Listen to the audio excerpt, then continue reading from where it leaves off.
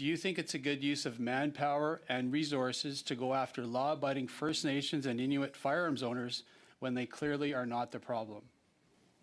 Absolutely not. And I'm going to ask you about using an already stressed RCMP resource to be used for what your members have already identified that aren't the problem. So what I have before me, and I pointed it out to you before we started today, it's a document, the Special Chiefs Assembly, December 6th, 7th, and 8th, 2022 in Ottawa, and the resolution is number 39-2022.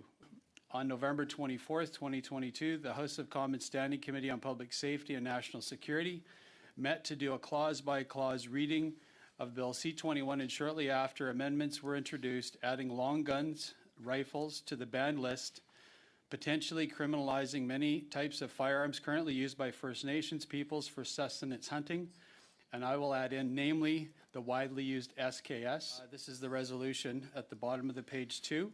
Therefore, it be resolved that the First Nations in Assembly, 1, publicly oppose Bill C-21, an act to amend certain acts and to make certain consequential amendments, firearms, which potentially criminalizes long guns or rifles used by First Nation peoples in exercising their Aboriginal and treaty rights to sustenance, hunt, and harvest. Chief, do you as an organization still oppose Bill C-21 and the resulting firearm confiscation program, yes or no?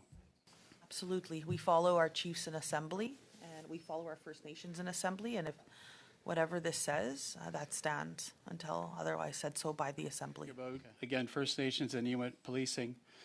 And we heard from at our last committee hearing, as we've heard even from previous witnesses today, First Nations and Inuit RCMP detachments are short-staffed and under-resourced. There's a lack of recruiting. It's been well known, and it's very challenging for remote communities, as you just mentioned. I've been up and traveled extensively in Yukon and Northwest Territories and Nunavut, and see that firsthand.